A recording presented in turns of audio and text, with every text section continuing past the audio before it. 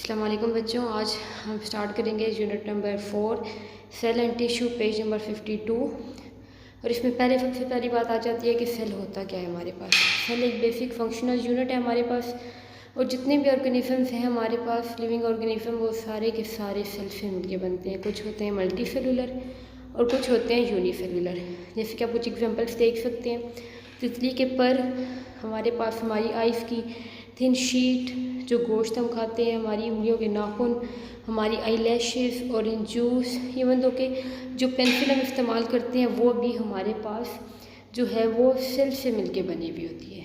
इनके जितने भी लिविंग ऑर्गेनिज्म हैं, उनकी बॉडी के जितने भी पार्ट्स हैं या जितने भी ऑर्गेनिज्म, चाहे वो प्लांट हो, एनिमल हो, माइक्रो ऑर्गेनिज्म हो या किसी टाइप के ऑर्गेनिज्म, वो सब के सब सेल से मिलकर बनते हैं। अब हम देखें तो हमारे पास क्या आता है next topic, microscopy and the emergence of cell theory. पहली बात ये कि माइक्रोस्कोपी होती क्या है। आपको पता है हमारे पास डिफरेंट टाइप के माइक्रोस्कोप हम इस्तेमाल करते हैं। तो ये जो फील्ड होती है जिसमें माइक्रोस्कोप की स्टडी की जाती है या माइक्रोस्कोप को पढ़ा जाता है, माइक्रोस्कोप का इस्तेमाल सीखा जाता है, माइक्रोस्कोप को इस्तेमाल किस तरीके से कर सकते हैं, ये चीज़ कहलाती है माइक्रोस्कोपी। इसको फर्स्ट टाइम डिस्कवर किया था जो है वो हैरिस जेनसन ने हॉलैंड में 1595 में। और जो है इसके अंदर दो इंपॉर्टेंट टर्म्स जो हमें पता होनी चाहिए। पहली तो मैग्नीफिकेशन। मैग्नीफिकेशन से मुराद होता है कि to increase in the apparent size, कि किसी भी चीज़ का जो रियल साइज़ है हमने उसको इंक्रीज़ करना होता है, उसको बड़ा करना होता है। और दूसरा आता है resolution is the measure of the clarity of an object, कि हम किसी चीज़ को किस हद तक क्लियर कर सकते हैं माइक्रोस्कोप के अंदर। आपको ये दो डायग्राम नज़र आ रही हैं कि हमने रेजोल्यूशन में 2 पॉइंट्स को क्लियर किया है, मैग्नीफिकेशन में हमने एक चीज़ को उसके अपेरेंट साइज़ यानी कि उसके रियल साइज़ से बड़ा कर दिया है। इसके बाद हमारे पास आ जाता है कि कुछ डिफरेंट पार्ट्स होते हैं हमारे पास लाइट माइक्रोस्कोप के, जिनको हम 1 बाय 1 देखेंगे कि कौन सा पार्ट कौन सा फंक्शन परफॉर्म कर रहा होता है, हम कौन किस टाइप के लेंस इस्तेमाल करते हैं, हम स्पेसिमेन को कहाँ पे रखते हैं, इसके अलावा उसके ऊपर ऑर्गेनिज्म किस टाइप का होता है, वो हमें किस तरह नज़र आता है, इसकी मैग्नीफिकेशन किस तरह की होती है। पहले देखें तो लाइट माइक्रोस्कोप में क्या होता है कि एक विजिबल लाइट पास होती है किसी भी स्पेसिमेन से। आपको ये पिक्चर नज़र आ रही है, इसमें आपको जो है वो कुछ स्लाइड्स नज़र आ रही हैं जिसके ऊपर ये रेड, येलो एंड ग्रीन, ये कुछ ऑर्गेनिज्म के स्पेसिमेंट्स हैं, कुछ ऑर्गेनिज्म है जिसको हमने क्लियर करके माइक्रोस्कोप के अंदर देखना होता है। अब ये अपनी फंक्शन को परफॉर्म करते कैसे हैं।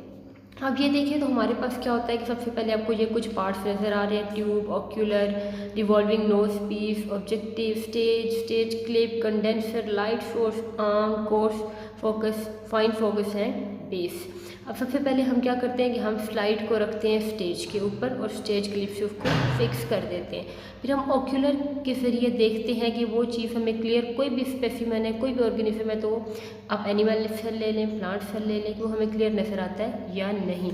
हम कोर्स, फोकस और फाइन फोकस की जो एडजस्टमेंट स्क्रूज है, बेसिकली हम इनको जो है वो मूव करते हैं और अपनी मर्ज़ी से सेट करते हैं कि कौन सी चीज़ हमें कहाँ तक क्लियर हो रही है, उसकी मैग्नीफिकेशन यानी कि वो किस हद तक हमने उसकी साइज़ को इंक्रीज़ किया है।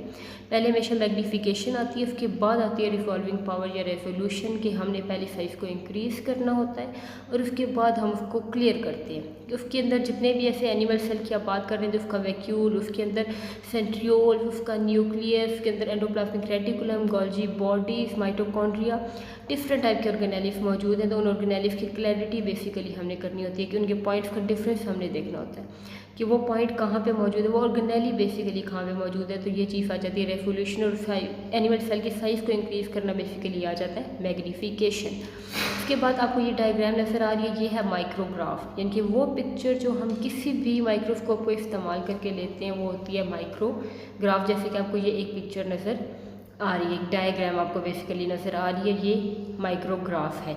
इसके बाद हमारे पास क्या आ जाता है कि लाइट माइक्रोस्कोप में जो है हम किसी भी चीज़ का साइज़ 1500 टाइम इंक्रीज़ कर सकते हैं। एक छोटा सा डॉट है, आपको नहीं पता एनिमल सेल है या प्लांट सेल है, तो आप उसको जब लाइट माइक्रोस्कोप के अंदर रखेंगे तो वो आपको 1500 टाइम्स तक इंक्रीज़ होकर मिल जाएगा।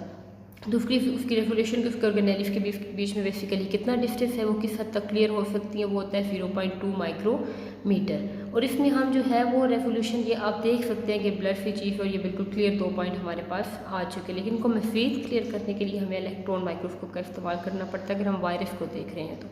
ये अपने अपने ऑर्गेनिज्म के डायमीटर पे डिपेंड करता है। इसके बाद आपको ये दो डायग्राम जो आपकी ही बुक से ली गई हैं, एक जो है वो हमारे पास अमीबा की है और दूसरी हमारे पास एलजी की माइक्रोग्राफ है। मीन वो डायग्राम जो हम माइक्रोस्कोप से इसके बाद हमारे पास आ जाता है टॉपिक नंबर 4.1.1 का सेकंड पार्ट, इलेक्ट्रॉन माइक्रोस्कोप। ये एक बहुत एडवांस टाइप होती है माइक्रोस्कोप की। अब जैसे कि हमने लाइट माइक्रोस्कोप में देखा तो उसमें हम बैक्टीरिया वगैरह को डिटेक्ट कर सकते थे।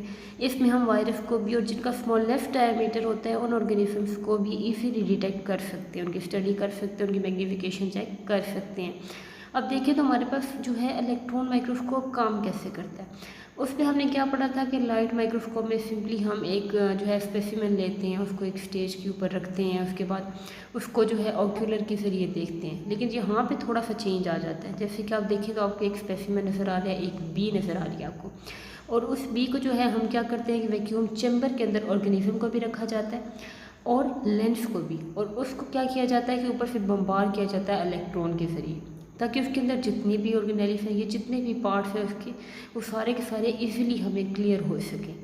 वो देखने के लिए हम क्या इस्तेमाल करते हैं, इलेक्ट्रॉन माइक्रोस्कोप के। सिंपली हमने एक जो है स्पेसिमेन अपना, एक ऑर्गेनिज्म हमने अपना रखा है, उसके अंदर वैक्यूम चैम्बर के अंदर लेंस भी हमने वहीं पे फिट किए, और उसके बाद जब इलेक्ट्रॉन को बम्बार करेंगे, इलेक्ट्रॉन को फॉल करेंगे उसके ऊपर, तो क्या होगा कि हम इजीली उसको डिटेक्ट कर लेंगे। अब हमारे पास जो मैग्नीफिकेशन थी लाइट माइक्रोस्कोप की वो आपने देखी थी 1500 टाइम्स, और जो आप देख सकते हैं कि 2,50,000 टाइम्स इंक्रीज़ हो जाती है कि ये एक छोटे से पॉइंट को भी इतना ज़्यादा इंक्रीज़ करके हमें दिखा सकता है, basically to enlarge from the apparent size of an object. और दूसरा था हमारे पास रिजॉल्विंग पावर, जो आपने देखा कि to clarity, basically measurement of the clarity of the object. तो यहाँ पे क्या है 0.2 नैनोमीटर कि ये जो हमारे पास आ जाता है कि ये 1100 टाइम्स, अगर 1100 टाइम मिलीमीटर का एक पार्ट हो तो उसको भी ये इजीली डिटेक्ट कर सकता है। उसके दरमियान जितना डिफरेंस होता है उसको इजीली डिटेक्ट कर सकता है इलेक्ट्रॉन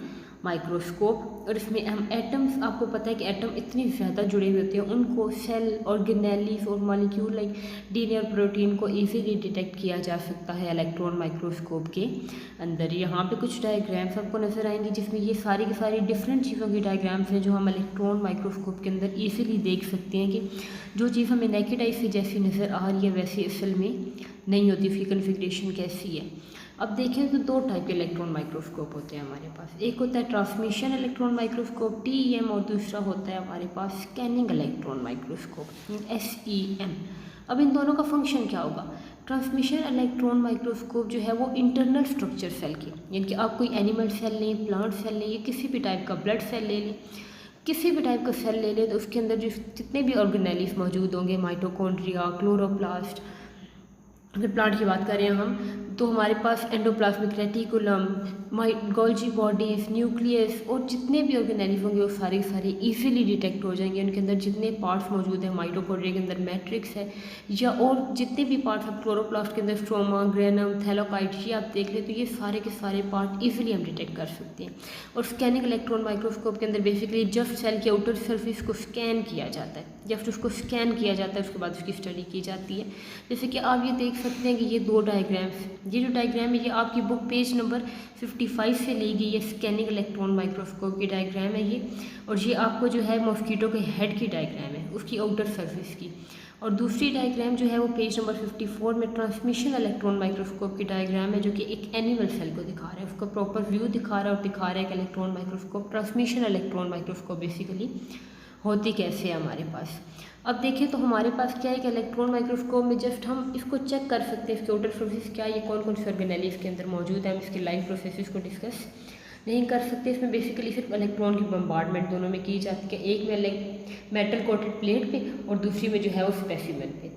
अब अगर हम देखें तो ये आप देख सकते हैं कि जो है वो इलेक्ट्रॉन माइक्रोस्कोप के अंदर हमारे पास बेसिकली होता क्या है कि बम्बार्डमेंट की जाती है। इस बम्बार्डमेंट के अब जब हम इलेक्ट्रॉन की बम्बार्डमेंट करते हैं किसी भी स्पेसिमेन के ऊपर, तो वो जो है एयर को टोटली वैक्यूम में से रिमूव कर दिया जाता है। जब एयर को हम रिमूव करते हैं तो मीन कि हम लाइव प्रोसेसेस को डिस्कस नहीं कर सकते कि वो अपनी एनर्जी कहाँ से यूटिलाइज़ कर रहा है, वो अपनी रिस्पायरेशन कैसे कर रहा है, या जो है उसके अंदर जितने भी लाइव प्रोसेसेस हैं, कोई भी स्पेसिमेन आप ले लें, प्लांट ले लें, फोटोसिंथेसिस उसके अंदर हो रही है, लाइट कैसे ट्रैप हो रही है, ये सारे के सारे प्रोसेसेस ले लें, या आप किसी भी टाइप का सेल ले लें तो उसके अंदर जितने भी लाइव प्रोसेसेस हो रहे होते हैं उनको हम डिटेक्ट नहीं कर सकते। उनकी स्टडी करना मुश्किल हो जाता है इलेक्ट्रॉन माइक्रोस्कोप के अंदर, क्योंकि ये वैक्यूम है, इसमें से टोटली सारी एयर को रिमूव किया जाता है।